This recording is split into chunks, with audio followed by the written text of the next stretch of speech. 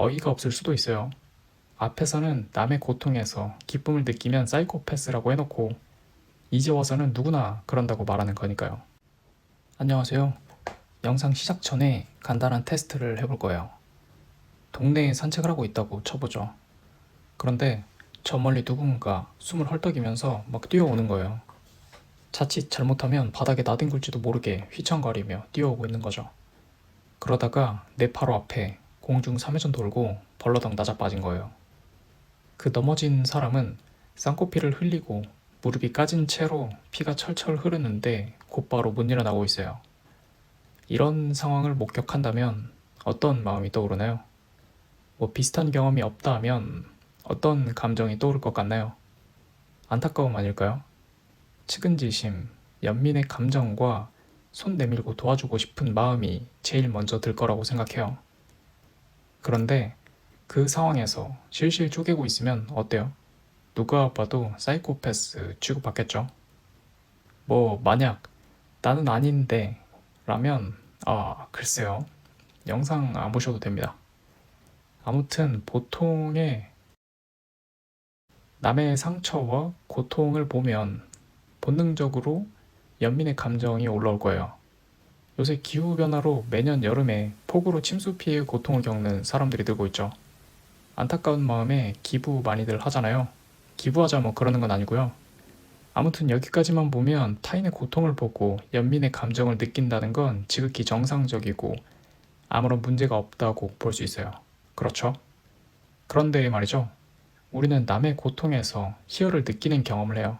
생각보다 자주, 아니 거의 매일 말이죠. 어이가 없을 수도 있어요. 앞에서는 남의 고통에서 기쁨을 느끼면 사이코패스라고 해놓고 이제 와서는 누구나 그런다고 말하는 거니까요. 하지만 한번 보죠. 한블리, 교통사고 관련 컨텐츠로 유명하죠. 모두 한 번쯤은 봤을 거예요. 다양한 에피소드들이 있는데 그중 한 유형은 보복운전이에요. 거리 간격 잘 두고 신호 잘 넣고 천천히 차선 변경했는데 기어코 쫓아와서 칼치기 하고 길막하고 급브레이크 밟고 창문 밖으로 쓰레기 던지는 등 누군가 보복 운전을 하죠. 그러다가 결국 사고 발생해요. 그럼 패널들은 어이없어 하면서 분노하죠. 시청자들도 마찬가지일 거라고 생각해요. 그러다 결국 가해자가 합당한 법적 처벌을 받게 되거나 그에 합당한 피해를 입게 되면 안심하고 자업자득이라면서 통쾌함마저 들게 돼요. 바로 이 지점인데요. 엄밀히 보면 시청자는 가해자의 고통을 보며 즐기고 있어요. 앞서 본 길바닥에 낮아빠진 사람의 고통을 보며 즐거워하면 사이코패스라고 취급받는 것과는 다르죠. 이 부분이 제가 이 영상을 만들게 된 계기가 됐어요. 궁금하더라고요. 왜 누군가의 고통은 연민이 되고 누군가의 아픔은 통쾌함이 되는지 말이죠. 똑같이 타인의 고통에 대한 반응인데 차이가 있다는 거예요. 뭐 타인의 고통을 보며 통쾌함과 희열을 느끼는 사례는 더 있어요. 도로에서 폭주하는 배달 바이커들 있죠. 길 막고 머플러 개조한 오토바이 고개질주 하다가 사고 나면 자연사라는 댓글이 꼭 하나씩은 달려요. 보복 운전한다고 삽 들고 가서 남의 차 유리 치다가 눈에 파편 튄 거 보고 사람들 댓글 보면 자연실명이라고 나오더라고요. 또 한동안 유튜버들 중에서 사적 처벌하는 유튜버들이 되게 인기 많았죠. 사법 시스템에 의한 처벌이 충분치 않다고 여겨지는 범죄자를 사적 처벌하는 영상들이죠. 그거 외로 사적 처벌하는 드라마 사례도 있어요. 모범택시도 그중 하나고요. 인기 있었죠. 아무튼 이 모든 사례의 공통점은 누군가의 고통에서 우리가 통쾌함을 느낀다는 거예요. 아니 그럼 타인의 고통에서 통쾌함을 느끼는 게 우리 본성은 악하며 사실은 사이코패스가 가부좌 들고 앉아있기 때문이다 라고 말하려는 것 아니에요. 결론 먼저 이야기하면 정상이라고 생각해요. 단순화시켜보면 우리는 어떤 사람이 공동체의 이익을 저해하거나 분열시키는 일탈적인 행위를 저질렀을 때, 한마디로 남에게 피해 입혔을 때 그 일탈자의 고통에 통쾌함 그리고 기쁨을 느껴요. 지 인생 지가 조진다는 거죠. 반면에 고통받는 사람이 우리와 같이 보통 사람이라면, 심지어 남을 돕다가 어떤 아픔을 겪게 된다면 굉장히 안타까워하고 도움을 주고 싶어하는 마음이 들게 돼요. 영상 처음에 누군가 뛰어오다가 낮아빠져서 무릎이 까지고 피가 철철 흐른다고 이야기했죠. 그걸 본 사람들은 100이면 100 측은지심을 느낄 거예요. 그런데 말이죠. 그 뒤에 경찰 2명이 달려오는 거예요. 일으켜 세워주려고 도와줄 줄 알았는데 이 사람 수갑 채우는 거죠. 알고 보니 소매치기였던 거예요. 그럼 무슨 생각 드나요? 측은지심은 순식간에 쏙 들어가고 일으켜주려고 건넨 오른손은 넘어진 도둑놈 뒤통수를 후려치는데 한몫하겠죠. 신기하지 않나요? 똑같은 모습을 본 건데 마음의 감정이 순식간에 변하는 거예요. 도대체 왜 이런 감정 반응의 차이를 갖게 된 걸까요? 순식간에 연민에서 통쾌함으로 바뀌잖아요. 또 그게 반대로 될 수도 있죠. 또 왜 누군가의 고통에는 안타까움이 들고 누군가의 고통에는 통쾌함이 들까요? 인간이 다중인격자라는 것을 증명하는 걸까요? 진화심리학자 데이비드 버스 형님은 사람들은 높은 지위의 사람들이 실패할 때 즐거움을 느낀다 라고 말했대요. 그게 생존과 재생산에 도움되기 때문이라는 건데 추락한 사람이 얻지 못한 자원, 곧 수렵채집 사회에서는 먹거리와 이성에 대한 접근 확률이 구성원 내 모든 사람에게 높아지기 때문이라는 것 같아요. 아마도 그런 생각이 들더라고요. 높은 지위를 쟁취하는 데는 수많은 남들의 실패를 디딤돌로 밟고 올라갔을 텐데 그럼 뒤가 구리지 않겠냐고. 구성원들은 그렇게 생각하지 않을까요?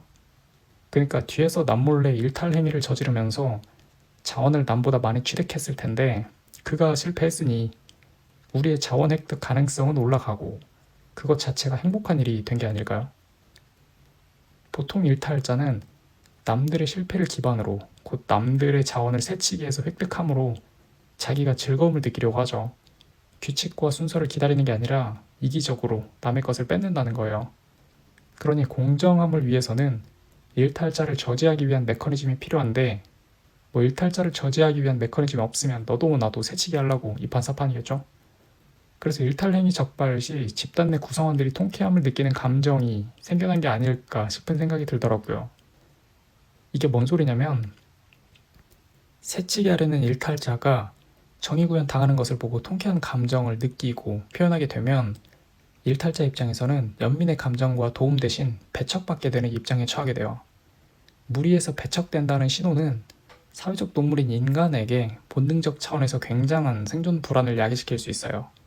그러니 구성원들의 통쾌함과 표출은 일탈자에게는 무리해서 방출될지도 모른다는 경고 사이렌이 될 수 있죠. 오늘날은 한번 쪽팔리고 만다 라고 생각할 수도 있어요. 무리해서 쫓겨난다고 생존에 지장이 생기는 시대가 아니니까 말이죠.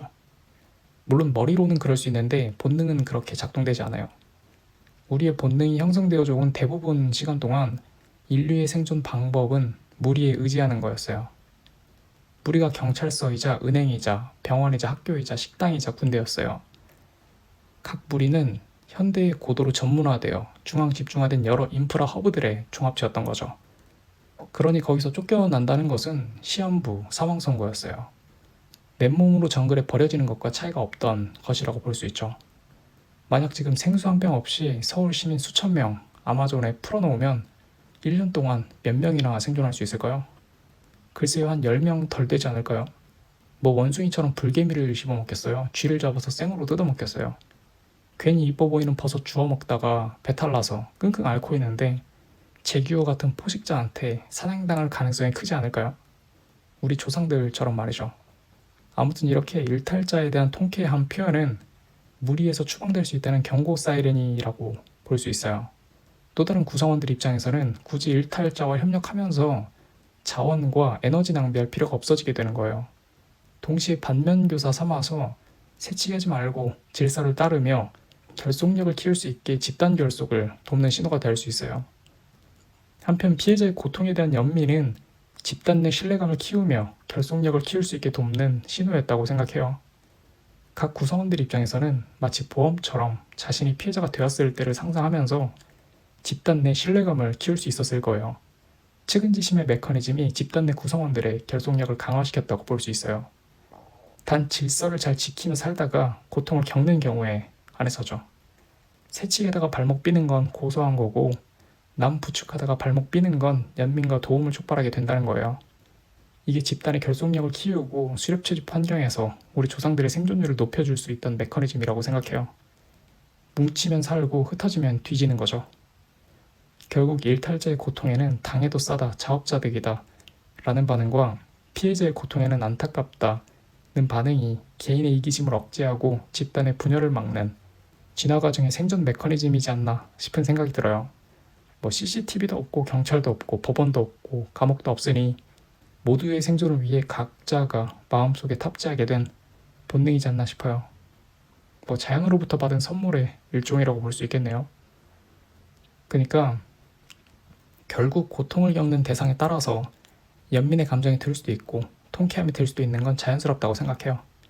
한마디로 집단의 결속력을 키울 수 있기 때문이에요. 누군가의 고통을 즐기는 게 사이코패스만의 특성은 아니라는 생각이 드네요. 또 한편 당해도 싸다, 자업자득이다라는 수렵채집 환경에서 탑재된 이런 본능이 이런 소프트웨어가 현대사회에서 부작용을 만들기도 해요. 가령 미디어를 통해 특정 세력에 의해 선동당하고 작업당해서 대중의 지탄을 받는 억울한 입장에 처할 수 있어요. 대중적 마녀 사냥이 될 수 있다는 거예요. 그런 거 있잖아요. 8, 90년대 일부 경찰들이 성범죄 범인을 못 찾으니까 실적 올리려고 동네 주민 아무나 잡아와서 협박하고 고문하면서 허위 자백으로 범죄자 만들어서 감옥에 민간인 쳐넣은 적 여러 번 있잖아요. 그러다가 수십 년 살다 무죄 판결받고 세상에 나온 사례들이죠. 무죄 받으면 뭐예요? 한 번 사는 인생 젊은 날 수십 년 깜빵에서 썼고 이젠 다 늙어서 사회에 나온 거고 그 사이에 수십 년간 대중에게 연민은 무슨 온갖 조롱과 멸시를 받았을 텐데 말이죠. 서글픈 일인 거예요. 또 아직도 일부 몇몇 국가에서처럼 남성 우월주의로 인해 성범죄 발생 시 여성의 옷차림 등을 문제 삼아 옷차림이 일탈행위라면서 범죄 책임 전가를 시킨다든지 등의 문제가 발생하고 있어요. 우리나라도 20년 전만 해도 그런 사고방식을 가진 사람들이 적지 않았던 것 같아요. 하지만 요즘은 좀 많이 적어진 것 같아요. 그만큼 사회가 보다 살기 좋게 나아지고 있는 게 아닌가 싶어요. 언론에서 부실공사와 처벌, 정치적 부정부패와 몰락, 권력 남용자의 조리돌림 등을 대중에게 공유하면서 조금씩 투명화 되어가고 있고 증폭된 사회적 통쾌함은 일탈자와 잠재적 일탈자의 행위를 본능적 불안감을 발생시킴으로써 일탈 행위들을 예방해 나가고 있는 게 아닌가 싶어요. 소프트웨어, 곧 우리의 본능은 쉽게 업데이트가 되지 않으니 느리지만 차근차근 나름대로 사회를 더 아름답게 우리가 꾸려나가고 있는 것 같아요. 아무튼 남의 고통을 보고 통쾌함을 느끼는 것은 자연스러울 때가 있다는 점을 알 수 있었어요. 뭐 물론 제가 탐색해본 내용이 틀릴 수도 있는데 개인적으로는 나름 말이 되는 것 같아요. 결론적으로 남의 고통에서 즐거움을 느끼는 건 일탈자에 대해서만 그렇다. 만약 연민의 대상에게서 통쾌함을 느낀다면 그건 문제가 있다. 그러면 병원을 가봐야 한다 라고 볼 수 있을 것 같아요. 이번 영상은 여기까지인데요. 혹시 어떤 아이디어가 떠오른 게 있다면 공유해주세요. 뭐 정답을 찾는 것도 아니고 그저 소소한 생각의 확장을 위한 거니까 가볍게 생각 나눠주세요. 감사합니다.